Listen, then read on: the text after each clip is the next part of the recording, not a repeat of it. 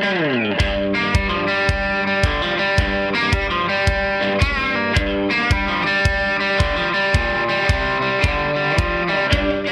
to the Goal Podcast, news and commentary from Gun Owners Action League, your leading voice for the Massachusetts gun owner.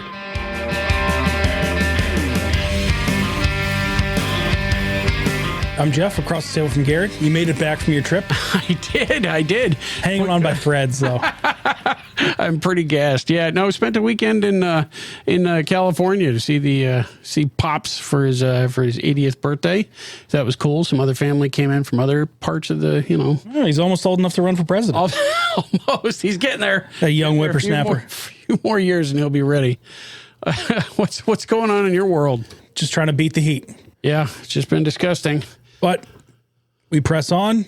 This episode, we're going to be joined briefly by Jim Wallace to talk about some ongoing case stuff in Massachusetts for people who don't already know. Oh, yeah. So without further ado, let's jump on that call with him, and we'll be back.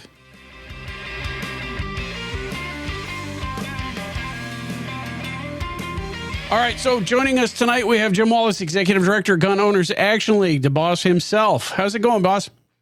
What's up? What's going on?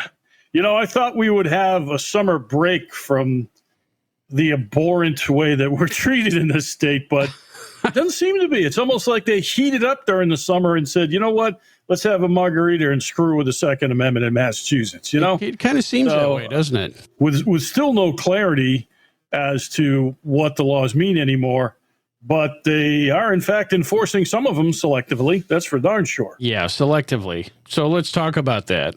Yeah, so we got contacted maybe a week ago by a woman, and they were moving here from Arizona, and they wanted to be closer to some family up here. But they were admittedly very poor, and they were kind of working DoorDash on their way so that they could, just get some cash and get on their feet while they got here. Yeah. Well, while doing that in Gardner, Mass, they got pulled over by a local officer, supposedly for failure to yield, which if that's a crime in Massachusetts, everybody in the world should be pulled over. That sounds like an excuse to pull them over.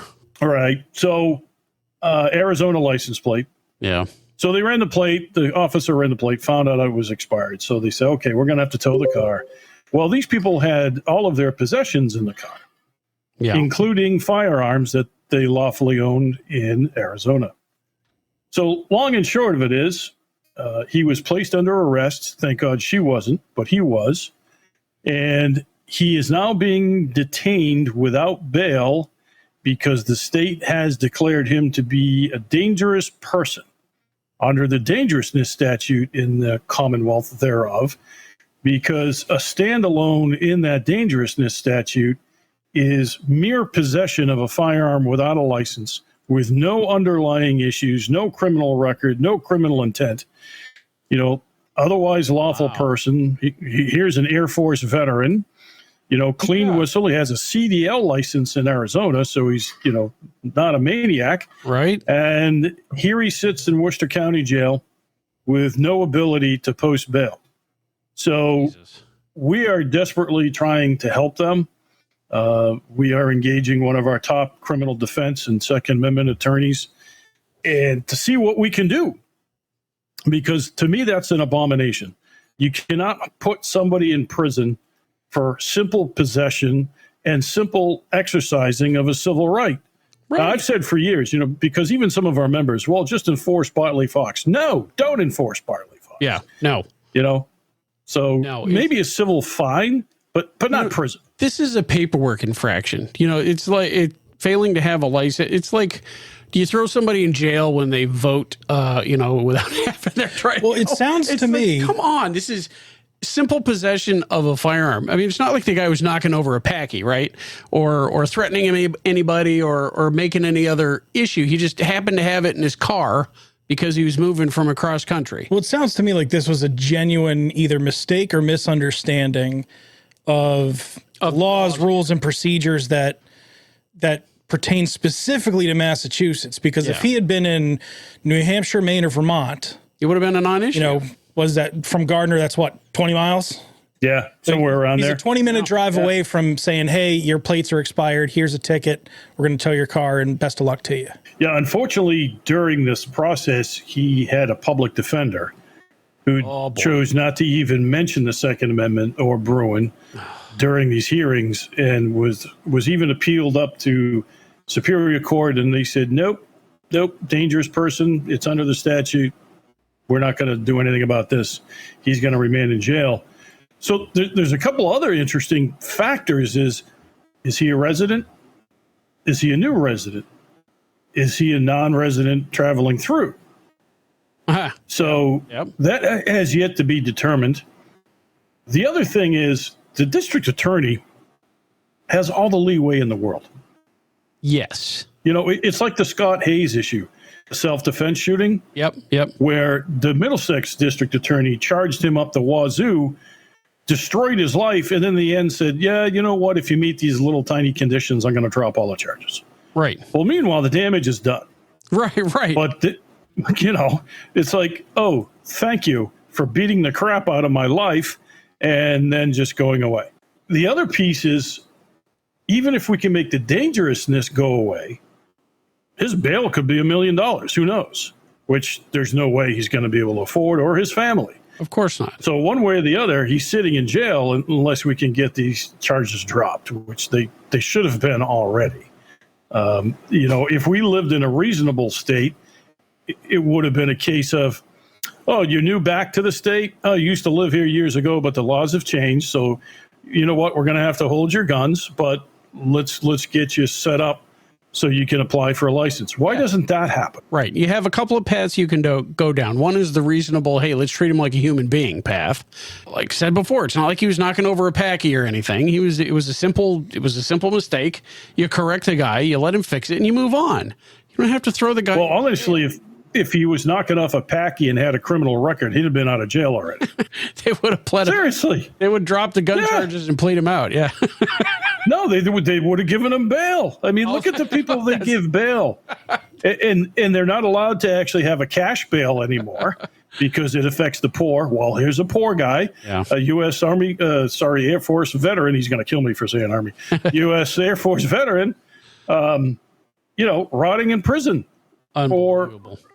And by the way, the Worcester County Jail, we know the sheriff, he's a nice guy, but there's nothing he can do. Right. That jail was supposed to be the temporary jail until the new one was built 30 years ago. Yeah. So the temporary jail is still sitting there, and that's where they're housing all the prisoners. I'm sure those are great conditions. Yep. Absolutely. So anyway, we are doing our very best to see what we can do. We're trying to come up with a plan. And of course, our first priority is to get them out of there. Yeah. And then we can handle everything else after that. So yeah, first things first. We have a meeting with an attorney tomorrow. We're hoping we can do this. Now, generally, we always tell people, listen, we don't take individual cases unless it affects a whole lot of people. This is the case. Oh, absolutely. Nationwide. Yeah. It's big. We can get behind suing for assault-style firearms or tax stamps or whatever else.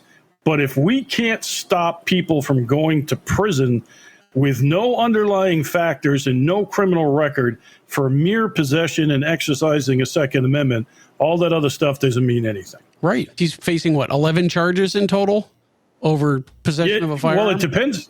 I mean, that's the original, but who knows what the DA is going to come up with. I mean, the big killer, as a matter of fact, statewide, the district attorneys, for some reason, are trying to make a massive statement on the magazines. And my only guess is because they're trying to prove nationwide that magazines aren't protected by the Second Amendment. So they're trying to make a point by destroying lives that should otherwise just be left alone. I mean, the magazine itself is going to cost this guy 10 years in prison if he's convicted of the charges. Jesus. So for a piece of plastic, a spring, and a little piece of sheet metal. Yeah. So at 51 years old, he could essentially be facing life. Over something that is perfectly legal to possess and use in most of the other states out there. Oh, less than an hour from where he was. Yeah. He'd be 100% fine. Unbelievable. Matter of fact, the police report said 5 rifles and 3 handguns. according to his fiance, 2 of the rifles were air guns, and one was a rusty bolt-action 22 his grandfather gave him. Jesus. One of the guns, she said, was still in the wrapper, and they were hoping to legally sell it maybe up in New Hampshire so they could make some money and get on their feet. It's just insane. This is an abomination to everything the Second Amendment is about and the Bill of Rights is about. You don't imprison people for exercising a right without a piece of paper. Right. It's offensive to the spirit of the law, even. If that were the case, look at all these people protesting ICE. Thousands should be in prison right now without bail. Yeah, because they're exercising their First Amendment without permission from the government. There is no threat. The mere possession of a gun is not a threat. No, it isn't. And of course, with this guy, certainly was not. If he wanted to be a threat, he could have been, but he absolutely had no intention. So, but anyway, unbelievable. Everybody should hear from us soon on what our plan is with Kyle. Yeah. And we already have a page up on our Goal website. It's goal.org/freekyle, where you can get some of the information about what's going on. And once we have a plan, we'll get it there too. This also may be a case, depending upon what our strategy is. We may have to go out and actually protest right in front of the DA's office. Get this man out of jail. You had that option. Yeah. And they said, well, he has family in Arizona, so he's a flight risk. He's broke. Yeah, he doesn't have money. Barely had enough gas money to do DoorDash, and he's a flight risk? Come on, give me a break. Yeah. You know who was a flight risk? Was that guy that ended up shooting the Border Patrol officer in the face down in New York. But you think New York City or Massachusetts could hold him? No. Unfortunately, I don't think he was arrested in Mass, the guy that did the shooting. But anyway, so that's where we are, folks. We'll get more news out as soon as we can, and we'll go from there. This is, he's been cooling it, a month already? Wasn't he arrested a month ago? Yeah, mid-June. Mm-hmm. Yeah. Now, Jim, to paint a little perspective, and I know this is jumping around a little bit around the country, but I read this article today. Well, over the weekend there was a mass stabbing at a Michigan Walmart. Oh, Michigan, yeah. Now, the media has graciously glazed over the fact that he was stopped and held for police by armed citizens. Yeah. Good guy with a gun? No, we can't run that story. But that guy, so that happened over the weekend. On Monday, via video arraignment, Magistrate Tammy Rogers set his bond at $100,000, meaning he only has to pony up $10,000 in order to otherwise be free pending trial. The only stipulations were that he can't own or use anything as a weapon, he can't use drugs, and can't go to Walmart. Those are the stipulations of his bond. So this guy actually goes on like a stabbing rampage, and he gets bail. He's facing charges of terrorism and 11 counts of attempted murder. Now, but he can get bail. He got bond. And I just want to add in that I followed a couple other news stories. Part of the reason why people are so pissed at this was back in 2017, he was found not guilty by reason of insanity after he was caught dismembering and mutilating bodies he personally dug up from a local cemetery. That guy got offered bond. Right. Well, maybe he was digging up voters or something. You just never know. That's, I've been saying for years, listen, we talk about the mental health issue all the time. Yep. And I've really started talking about it ever since Sandy Hook. The problem is the mental health community does not want to talk about that 1% of 1% that just shouldn't be walking amongst us, because they're scared to death if they actually have to admit that a very small percentage of people are dangerous and shouldn't be walking around. They think they're going to set back mental health 50 years. Well, I think just the opposite. If we don't handle that, whatever it is, 1/10 of 1%, and get them off the streets, I think mental health opinions are going to go the other way anyway. So it's just insane that we're allowing these people to walk amongst us. And, even in the State House during Chapter 135 debate on the House floor, we argued one little tiny piece that, hey, if somebody is red flagged and the judge says, yeah, this person's a danger to others, the next mass killer, how about you do a dangerousness hearing on them?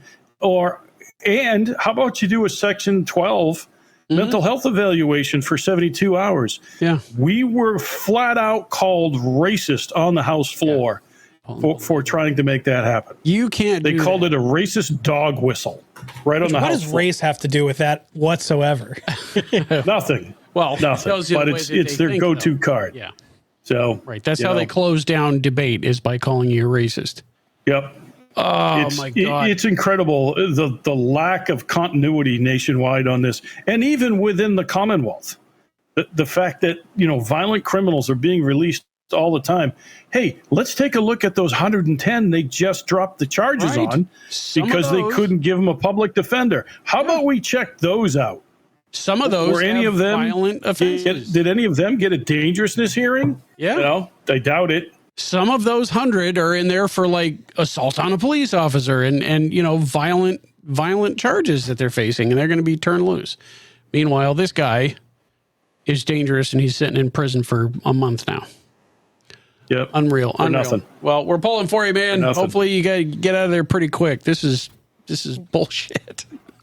Free Kyle. That's all he's going to say. Free Kyle. There you go. I don't care. The district attorney has the authority to drop these charges and to handle it in a different manner. Exactly. And instead of making a name for themselves and putting another notch on their 2A bedpost, and, but do the right thing. Let this kid go. Well, he's not a kid, but let Kyle go and deal with it as an adult. How about we do that for a change in the Commonwealth, that the government actually acts like an adult, right? Instead of trying to bone this guy.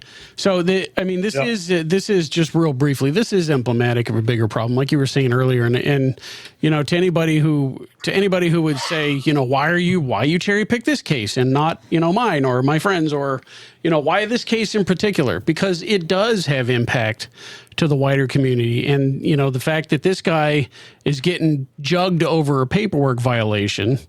It could happen to any of us. Yeah. And you don't often find somebody like this that you can help who has a perfectly clean record. Usually people who come to us and say, hey, you need to fight my suitability.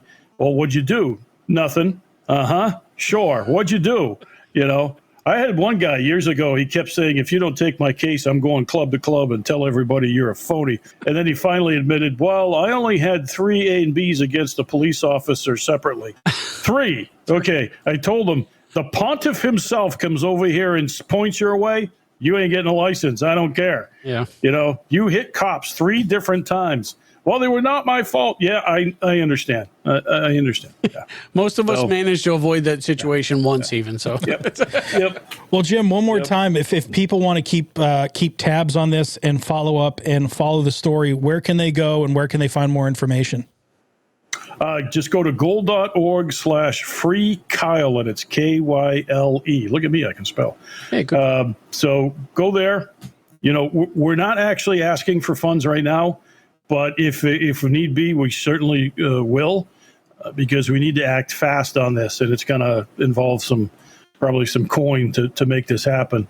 Because there's also, I don't know if it will happen, but we may be able to file a facial challenge in federal court, not on the entire dangerousness statute, but just the one implementation of possession, unlawful possession without a license. Well, every journey starts with that first step. Yeah. There you go. Yep, and there is and that's usually when I'm tired. All right, Jim. Well, we know you got a hard out coming up because you have to jump on another meeting and have a bunch of other actual work to do. You have responsibilities and stuff. But thanks for taking the time to give us the details on the story and where people can follow up. And we'll have to catch up in another episode or two on everything that's going on with Goal. Will do. All right, guys. Sure. Hey, thanks for joining us, boss. Jim Wallace, Executive Director, Gun Owners Action League. We'll talk to you soon. Thank you.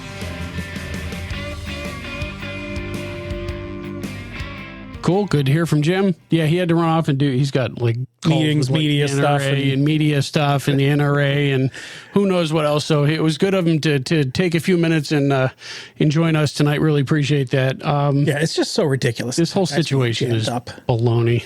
I mean, it's unbelievable. ignoring the charges, which the Second Amendment implications of everything, just to be held as dangerous with absolutely zero track record of violence. For a paperwork violation. Yeah, right. You know, you catch the guy in the act of robbing a store or threatening somebody or something. Okay, that's worthy of a dangerousness hearing, you know, if not a finding. But this is a paperwork violation, man. This is a civil infraction. This is like not having a driver's license on you. You don't get arrested and thrown in jail for dangerousness. Yeah, and there's a lot of tough questions. You know, was an Arizona resident, is now in Massachusetts with the intent to move here, but is not a resident yet. So technically not under the resident guidelines, but he's not a non-resident either. Exactly.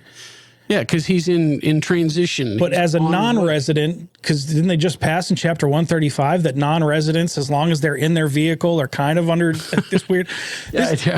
So basically, when we said originally, when it comes to Chapter 135, you're going to have to see how it washes out in the courts. This is one of those. This is one of those circumstances where we're seeing not just the text of the law, but seeing how this is actually being implemented. And so far, I mean, talk about scary. In the spirit of the law, I mean, so this is like Gestapo level stuff. Come on, simple misunderstanding, or I know they say ignorance is no excuse to break the law, but simply not knowing and not understanding of what just happened in the complexity of Massachusetts firearms law to jam somebody up that hard when it was probably really just like that was a teaching moment instead of get this thing locked up moment. Or we're going to take it away from you until you get license squared away, or you know, even here's a ticket, or you know, show up in front of a judge next week and we'll talk about it. Throw the guy in the jug for a month under dangerousness. Like I said, even if you want to charge the guy, even if they're going to charge him anyway, I don't think he needs to sit in jail. He doesn't need to cool it in the. But another interesting question that will come up is, you know, if you do not have a residence in Massachusetts, let's say you have a residence, you have a license, you have a permit, you have all your firearms, and what happens if you lose that residence? Yeah, and you end up homeless. You end up homeless, then what? Well, that's not your residence anymore. Your Second Amendment license is invalid. Yeah. So now you're breaking the law. It's going to raise some serious questions now of what happens to someone if they become homeless. Yeah. If they do, what options are given to them? What legal options do you have?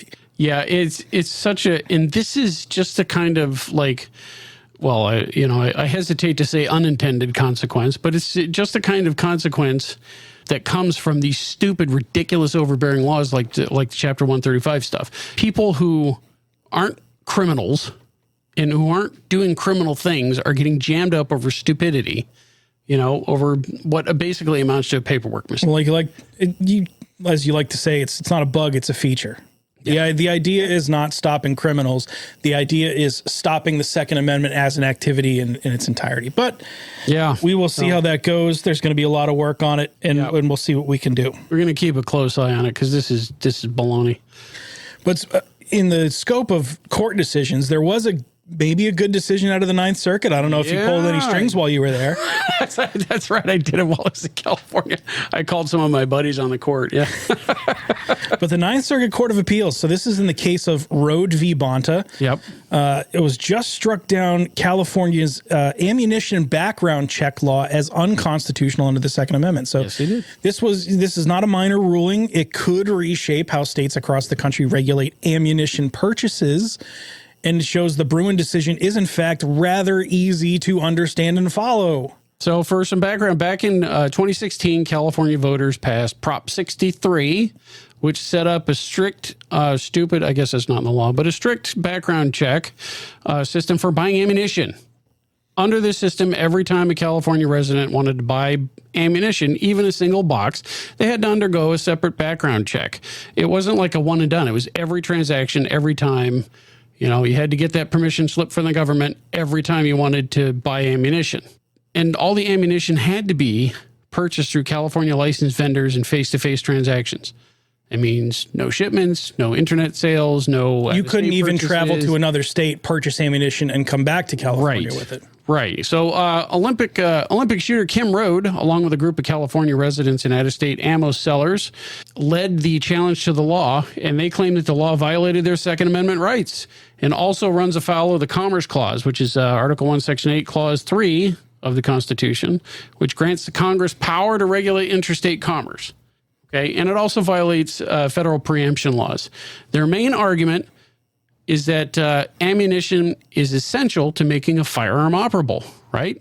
The right to keep and bear arms extends to everything that's necessary for making that work. So if the state burdens access to ammo, it's effectively burdening the right to bear arms itself. To decide the case, the court followed the two-step test laid out by the Supreme Court in NYS RPA v. Bruin. So the question is, does the regulation burden conduct protected by the Second Amendment? If yes, is the regulation consistent with the nation's historical tradition of firearm regulation?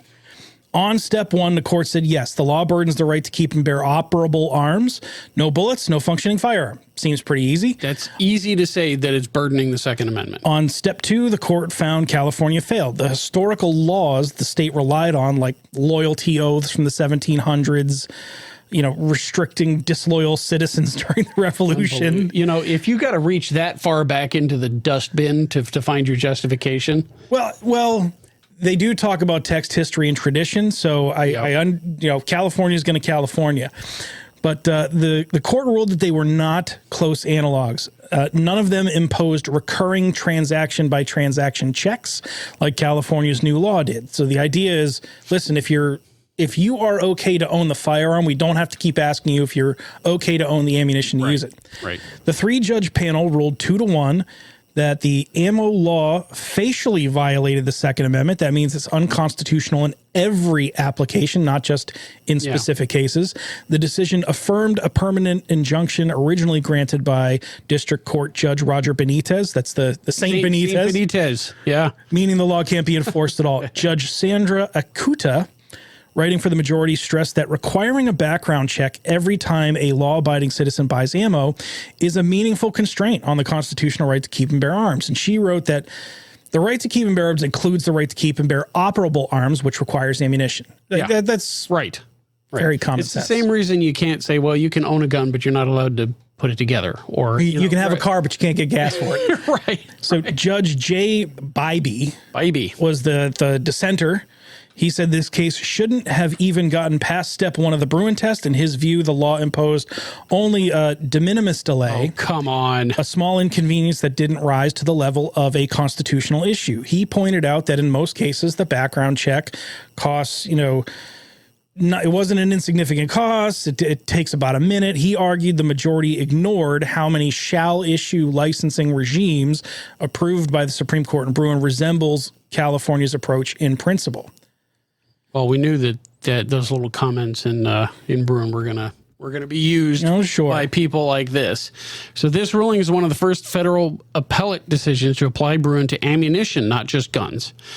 It does set a pretty good precedent. States must show a deep historical tradition to justify modern gun regulations, and transaction by transaction ammo checks. They just don't cut it. California could and probably will seek an en banc review. So this is typical. Roger Benitez says something, a 3-judge panel says, agrees with him, and then the full court says, I'm sorry, did you think that you were, going to follow the Constitution? We'll fix that.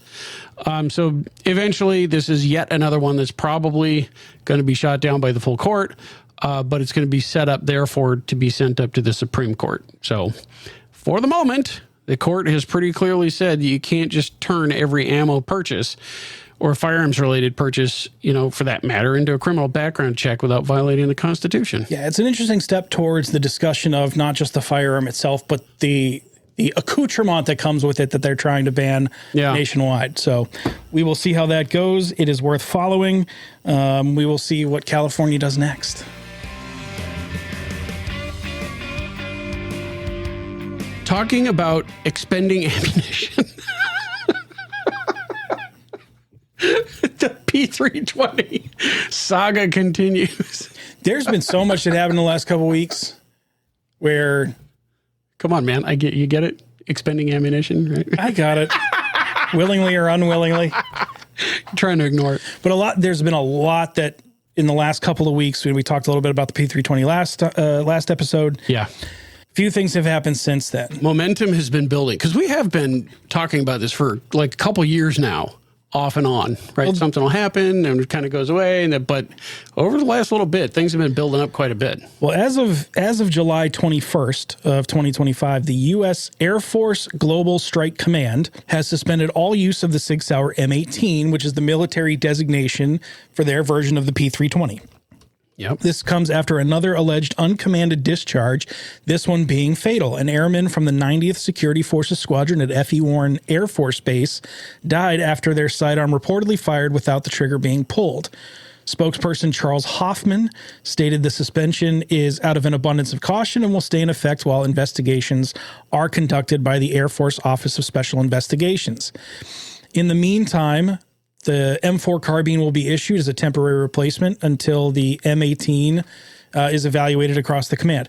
SIG issued a measured public statement expressing sympathy and offering assistance, saying that, quote, "We have absolute confidence in the military's ability to conduct a thorough investigation," close quote. Yeah.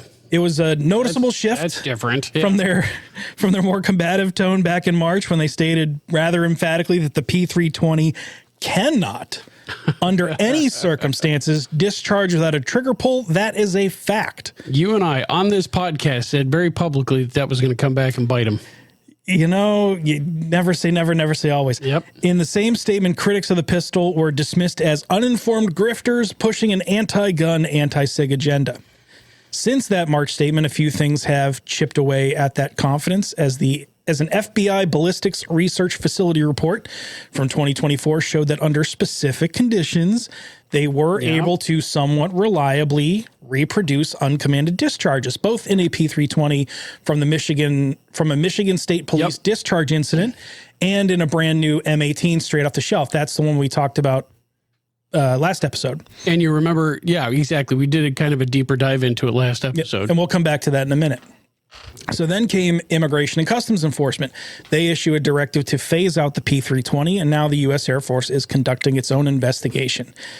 No word yet on whether other military branches will follow suit, but the Air Force's findings are expected to be shared service-wide. This is pretty big, given the way that they've been talking, and things like people who experience these discharges are either incompetent or pushing an agenda or something. It's a little more difficult to say that, well, under these circumstances. Going back to the FBI report, SIG has maintained the issue with that report is how the FBI conducted the test, not the pistol itself. So Jason St. John, which is SIG's Senior Director of Defense Strategy, claimed the FBI improperly manipulated the sear and trigger and triggered a failure that wouldn't happen under real-world conditions.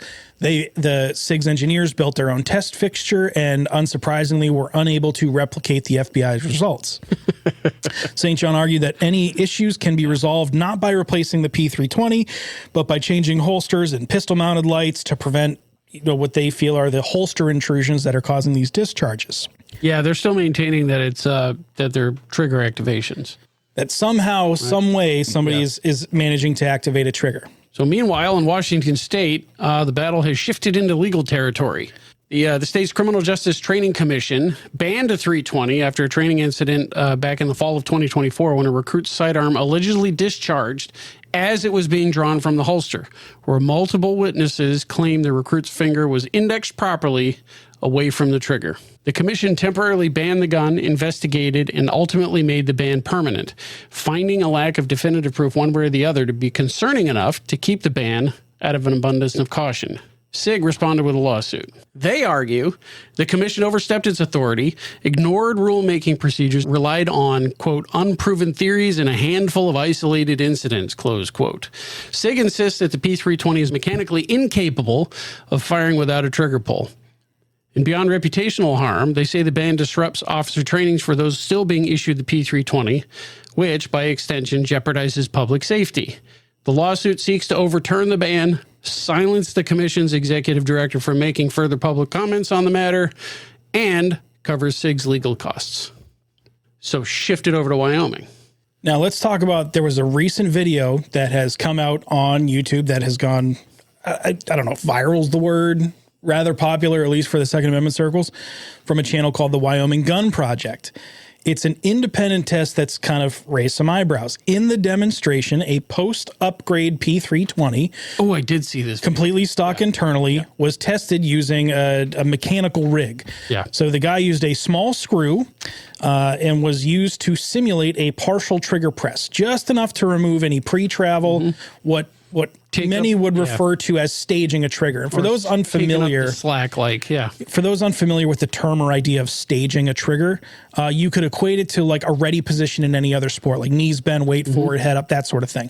For pistols, it's taking up the initial slack in the trigger before a final confirmation of your sights and breaking the shot. With the trigger staged, the tester applied light taps to the slide, similar to the motion of holstering, kind of jimmied the slide around a little bit. Yep. In multiple runs, that minor movement was enough to release the striker. Oof. To rule out a fluke, he chambered primed 45 ACP cases. Yeah. So no powder, no bullet, just primer. And 5 times in a row, with the trigger slack taken up, the gun fired from slide movement alone. No full trigger pull, just bumps in motion. Yep. The theory is that minor vertical play in the fitment of the slide might affect how the striker and seer engage. They might be just on the edge of firing, and the striker safety block might be just enough out of the way without returning to its proper position. So under partial trigger staging, or if the trigger was staged then released, some slight motion may be enough to cause a discharge. And this happened with all safeties appearing and otherwise functional and visible, viable. Everything should be working. Yeah, according to this video, right? While the test doesn't prove a widespread flaw, it does highlight an ability to create a repeatable, seemingly realistic scenario, which would be relevant to the environments like law enforcement or concealed carry, where staged triggers and slides being jostled aren't uncommon. So when it comes to the debate about P320s, there's the physical side and then there's the perceptive side. So talking about the perception, so Ian McCollum of Forgotten Weapons, Gun Jesus, Jesus, yep, kind of had a sober take on the whole thing. So he reminded everybody, and fair, that no one has definitively identified a mechanical flaw in the P320. Yes, some lawsuits have found SIG liable. Yeah, but that's not because of the evidence, kind of jury stuff. But not because of a proven defect, right. Rather because of design choices like the absence of a tabbed trigger safety or an external safety, which are features common in other striker-fired pistols. Yeah. But he also drew a historical parallel to the 1903 Springfield rifle, where, it's been around for a century. Yeah. But people who are into those sort of things are still hesitant to shoot early serial number models because they carry a stigma of having heat treatment issues and possible receiver failures, despite, being hundreds of years old. Yeah. Yeah. You have to actually be careful of the ammo that you use because modern ammunition's got too much gas. But it's an idea that, once doubt enters the public consciousness, it lingers. In the case of the 1903 Springfield, this is over 100 years. Yeah. So SIG's trouble began with a known drop safety issue years ago. And that was identified while going through military test trials. And the fix was modifications to the trigger mechanism for the military and a voluntary upgrade. Yeah. Not a recall, but a voluntary upgrade. We talked about for the civilian market. And arguably that kind of sends mixed signals, right? Like, is this an urgent problem or is it not? Is it mandatory or is it voluntary? Then the decision to omit a trigger safety, they're probably pursuing. The complaint with striker-fired pistols has always been the triggers are garbage. Yeah. So they're trying to get the benefits of a striker fire with a crisper trigger like a hammer-fired gun. But it meant one less mechanical barrier to discharge in the eyes of consumers who are already used to features like tab trigger safeties. So add in a few high-profile incidents, and you can see where the public trust might start to erode. Yeah. And the challenge they're going to face now is that the P320 is no longer unique. When it launched, the modular chassis was the major selling point. Right. The fire control you could get different frames, different slides. You could fit it to whoever. And without having to create different firearms and registrations and so on. Right. But today, good ideas get copied quick. Oh, sure. And other guns offer that too. So you have like the Springfield Echelon, the Arex Delta. And while Glocks aren't as modular, recent generations have become more modular with the ability to swap slides and modifications to frames. And that, you know, Glock's track record has been what it is for the last 30 plus years. So where does that leave SIG? If there's a singular mechanical flaw in the P320, it's pretty elusive at this point. We don't really know what the mechanical flaw is, if there is one. Without a clear mechanism, you know, how do you fix it? A broad recall of more than 2.5 million firearms and possibly, probably, I would say, losing their military contract and the public pounding they're going to take would be devastating to SIG. But, you know, doing nothing obviously isn't working either. So McCollum offered a pragmatic path forward. Shift focus from the P320 to the P365, another very popular platform. The P365 is based on an entirely different design, and it has earned its trust in the marketplace. People love the thing. Larger variants like the Macro exist, and they could easily slot into that, you know, market segment taken up by the 320. This would allow SIG to quietly kind of sunset the P320 without confronting the baggage head on. Because at this point, whether the P320 has an actual design flaw may not matter. You know, the court of public opinion is kind of speaking out on this. The firearms world is not isolated from the fact that perception can be just as deadly as reality. For nearly a decade, anyone claiming the P320 fired without a trigger pull has been met with basically the same response from SIG of derision. You're either incompetent or pushing a dishonest agenda or some combination of those, end of list. You're incompetent or you're lying. So in their view, and this is what they've stuck with, is the pistol is flawless and no one has been able to credibly say otherwise. When the military contracts are on the line, all of a sudden the tone seems a lot different. Whereas, well, we're proactively assisting. We're fully confident in independent investigations. And That's right. The military is perfectly capable of investigating this matter. It makes you wonder, like, what image is SIG trying to project? What are they getting after? You know, to the law enforcement and civilian markets, the spectrum has ranged from dismissive to hostile to everything in between. But when the Department of Defense calls, it's cooperation, it's courtesy, it's deference. So sure, government contracts bring prestige and plenty of funding, but when you're not on the inner circle, that contrast feels less like branding and more like saying, come back when your wallet says U.S. government. So as for their lawsuit, that's going to be a tough look, because if you're asking a judge to force someone to use your product, you know, range bands on gear can't do that. Aren't unusual. And almost every instructor I know has a list. Absolutely. So front of mind, it's, you know, Uncle Mike's or Blackhawk Serpa holsters. And I openly admit that I owned a Blackhawk holster back in the day, never had a negligent discharge, but its design caused enough problems or perception of problems that a lot of instructors just flat out say for their courses, no Uncle Mike's, no Serpas, no, you know, they have their things of what they don't want on their range. So the idea that those companies would start suing instructors to force their gear onto ranges seems pretty outlandish. That's not going to happen. That's not going to happen. And, you know, it's not just the P320 for SIG. Like, that's the big one in the room, but the very first runs of the P365 had growing pains. They had issues with the tritium inserts for their sights, as well as striker issues, which were resolved once kind of unofficial generation 2, like this, the first run came out, then the second run started shipping for order fulfillment. And SIG issued a safety recall telling customers to immediately cease the use of the SIG cross rifle and return them for modifications related to delayed discharges.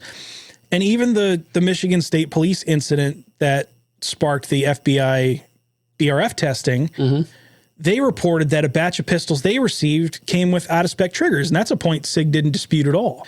So if you're marketing your firearms as premium products and pricing them accordingly, you know, the law enforcement agencies shouldn't be receiving batches of out-of-spec firearms.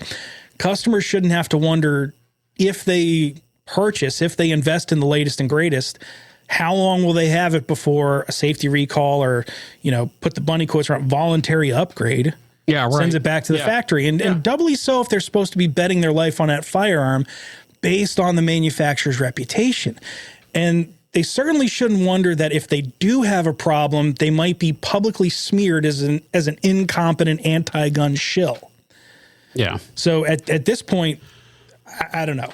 I don't envy SIG's position. The issue may be less about mechanics at this point and more about image. In the Second Amendment world, in the firearms culture, safety isn't about just engineering and switches. It's about trust. And once that trust is gone, it's not easily won back. So they're in a tough spot. And I think it's one of those like damned if you do, damned if you don't. They are in a really tough position. And like you said, I don't envy them at all. They have a serious PR problem on their hands. Even if they could tomorrow, come out with absolute proof that the trigger is, that there's nothing mechanically wrong with the gun, they still have to overcome a significant hurdle in public perception.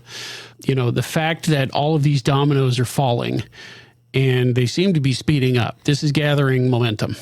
And that in itself is going to be tough to overcome. So they're facing that prospect, they're facing the prospect of either doubling down, which is damaging, or, what's the alternative? Are they going to admit that there's something wrong? Jesus, that's a problem too. They can't just do that. Like the voluntary workaround program or the voluntary upgrade program, like we talked about here, if you do something like that, or if you issue a recall, that is a tacit, it's an explicit admission that there's something wrong, right? That you screwed up. Where you've been saying for a long time, this gun is perfect. Exactly. It cannot have a problem. And everybody who says otherwise is full of it. Exactly. So I tend to, that's kind of why I tend to agree with Gun Jesus on this. But, kind of shift the focus to a different platform. I might go so far as to offer like a trade-in credit, they have a PR problem and it's going to be really challenging to exit out of it. This is not like a bad infotainment system on your Ford Explorer. This is something, potentially life. Yeah. It's, when the Aaron Hernandez thing came out, the New England Patriot organization handled it well. And they said, listen, if you bring any of his licensed gear into the Patriot Pro shop, we'll swap it out for another player. We'll give you store credit. We'll give you whatever. Yeah. So that may be one of those things where they say, listen, if you have a 320 and you're not comfortable with it, or for whatever reason, we'll give you X amount of value. Yeah, towards a trade-in. Towards a trade-in, towards something else, towards something that you're going to be comfortable with. I think maybe that's an easier off-ramp. Maybe they can, right. If they play that right, I bet, I'm not at least for the civilian market. Maybe they can parlay that into a thing where it's like, listen, we don't believe that there's anything wrong with the gun, but we recognize that there's a trust issue now, so we want to rectify that. Maybe they can. I don't know, but they're facing a real issue now. They're going to have to. But you're right. It's gained momentum, and when you see, we're on gun forums and online, and you see things, and people are starting to post like, "I have a P320. What's the value? Can I sell it? Should I sell it? Do I just keep it? Do I? Right? Is it unethical for me to sell this thing to somebody? Is it? And is anybody going to buy it? What's going to end up happening? It's going to end up happening is a SIG P320 is going to be used in a self-defense situation or in some sort of situation, and that person's going to claim I never touched the trigger. Well, that'll be a new wrinkle. Whether it's law enforcement or whoever. Yeah. It's not going to be an uncommanded discharge and potential self-injury. I didn't do it. Yeah. They're going to say, hey, whatever happened. I was just getting ready and I was I didn't pull the trigger, the gun went off, and something happened. So yeah. But in the last couple of weeks, it's just been like one thing after another. So I'm sure those Monday morning meetings are pretty rough up across the border in New Hampshire. But things have a tendency to gather speed this way. I don't think it's not going to be the end of SIG. Oh no, they'll be fine. They make a lot of stuff that's great. They'll be fine. My 229 that's in the safe. I've loved that gun for a very long time. It still shoots great. Never had a problem. Great stuff. It's just how they this one's a tough one. How they navigate this one is going to say a lot about it's going to say a lot about how people trust them.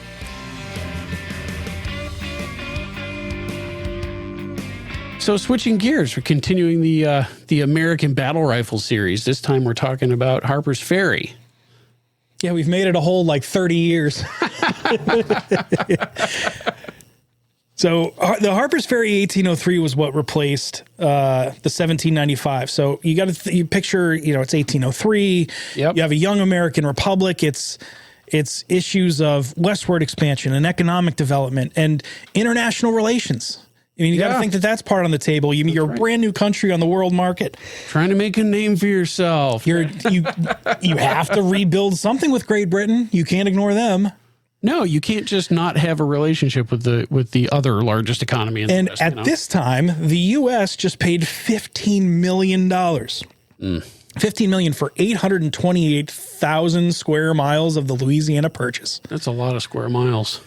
I did one of those, like, converted into today's dollars, about $350 million. It's so hard to convert those because, the buying power is different. But I mean, to give a sense, $15 million is it was pennies on the dollar for what turned into probably one of the worst sales. It's almost a million square miles. But that was to help Napoleon and the French raise money for the Napoleonic Wars in Europe against Great Britain. They're like, listen, we don't want to defend this thing. Oh, yeah. You guys are going to fight over. Great Britain's going to fight over. Why don't we just sell it off to you and we'll take the cash? Right, exactly. So they're like, fire sale, we can't afford to. Yep. So with that purchase, Lewis and Clark, and so 1803, Lewis and Clark are packing for a trip. They're going west, unknown, overland, uncharted, uncertain. Go west, yeah. And amongst all of this, quietly, at the crossing or the joining of the Shenandoah and Potomac River, a government arsenal at Harper's Ferry begins forging a firearm that will follow them there. So the first standardized rifle produced by the United States is what we now call the Harper's Ferry Model 1803. So incidentally, we won't get into it here, but the political story behind the formation of Harper's Ferry is actually really interesting.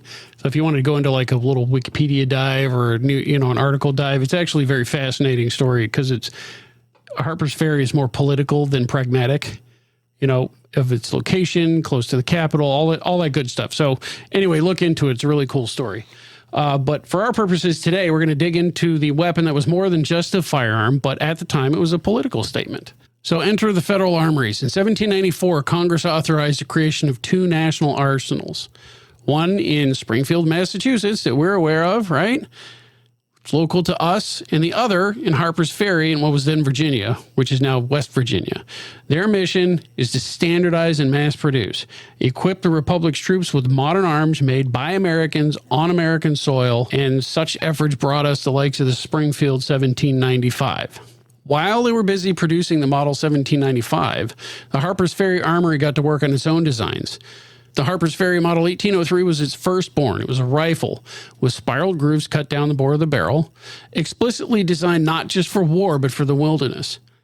Shorter than the long, slender Kentucky rifles carried by frontiersmen at the time, it was meant to be carried on horseback, used in the thick woods, tougher than its European counterparts, but it was also field serviceable. Yeah, it wasn't as revolutionary in form as it was in concept. So this was the first rifle manufactured in quantity at a federal army. And that matters because rifles, unlike their smoothbore musket counterparts, could hit targets at range. They were accurate. Yeah. Seriously accurate compared to what people were used to. Yeah. But they were also slower to load. So muskets could be fired 3-4 times a minute. A rifle, maybe once or twice in the hands of somebody really skilled. Yeah. Why? Because in order to make good use of the rifling, the fit had to be tight, and a tighter fit means the bullet has to be jammed down the barrel, and that takes more time. For conventional European-style warfare, the lines, the volleys, the bayonet charges, the fast-firing muskets were still king. So why make a rifle at all? Because the very demands of survival on the American frontier.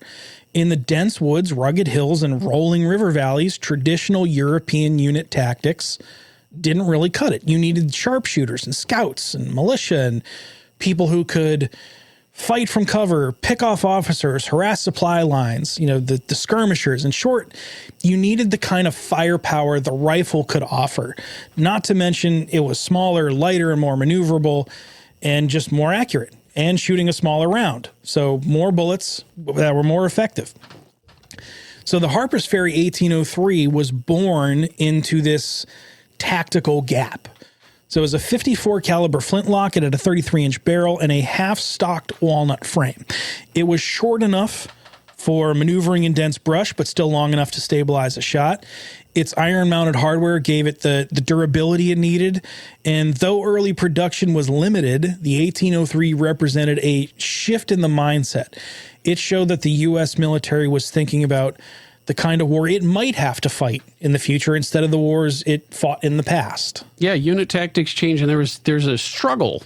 If you followed like the Ordnance Department at the beginning of the Ordnance Department and the leadership in the Army at the time, there were a couple of factions. You know, it was the officer-led volley fire musket kind of thing versus the every shot counts, you know, rifle sharpshooting people. And there was like some pretty heated debates over the topics, you know? Oh, yeah. But now enter Lewis and Clark. So when Jefferson sent them west in 1804, they brought a small shipment of 1803s with them, freshly manufactured from Harper's Ferry. They were to be the tools of survival, diplomacy, intimidation, defense, everything that it needed to be on the American frontier. It was a sort of symbolic statement that the United States had arrived. It had a federal armory. It could project power beyond, beyond the mountains. You know, that famed expedition didn't fire many shots in anger, but the presence of the rifles and the rifles' capability undoubtedly shaped the encounters they had. They offered protection, but also authority. And every time they were clean-shouldered, displayed, they kind of reinforced the technological edge that the young republic was showing on a world stage. The Model 1803 stayed in service throughout the War of 1812 and into the 1820s. Though it never reached the sheer ubiquity of its musket cousins, still the legacy endured. It was the first true American military rifle designed not as an adaptation of European style, but for the realities of American terrain. So it was an original. It embodied the principle of interchangeable parts, although with some caveats. I mean, the idea was still new, it's imperfect, but it did lay the groundwork for the industrial systems that would come to dominate American manufacturing. Its production required engineers, craftsmen, laborers, entire systems. Its deployment required planning, training, and logistics. And through it all, the federal arsenal at Harper's Ferry began to realize its role, not just as a place where guns were made, but as a nerve center of American capability. So despite being primarily a military-issued firearm, the 1803 symbolized a new kind of American soldier as well as a new kind of frontiersman, one trained in marksmanship and fieldcraft and mobility, and it helped formalize the role of rifles in the U.S. military at a time when smooth-bore volley fire still dominated European doctrine. And by extension, it reshaped how firearms were used in a broader American context. A firearm designed for one role could equally fit many, deterrence against tyranny, national defense, security during crisis, hunting, sport, history. People even got into competitions with them. Now that accuracy was a real thing and it became the skill of the marksman, people could compete against each other. Who's the better shooter? It became a cult, and we'll get to it in time. But the story of the Creedmoor shooting competitions in the late 1800s. Amazing stories. We'll get to it. We'll get to it in time. So the 1803 Harper's Ferry. We're still in the era of flintlocks. We're still in the era of muzzleloaders. That's right. We start to see how the development of technology under a military context has broader applications, not just in that one small niche of military use. That's it for today. Thanks for listening in. Be sure to subscribe to the Goal Podcast and check us out on Facebook at facebook.com/Goal Podcast MA, on YouTube at The Goal Podcast, or on X at Goal Update. To join Goal, visit goal.org and click the Join and Renew button at the top of the homepage. If you have a topic you think we should cover, if there's something going on in your club or town, or if you have a question for the mailbag, shoot us an email, goalpodcast@goal.org. The Goal Podcast is a production of Gun Owners Action League of Massachusetts. The views and opinions expressed are those of the host and guests and do not necessarily reflect those of Goal, its staff, or affiliates.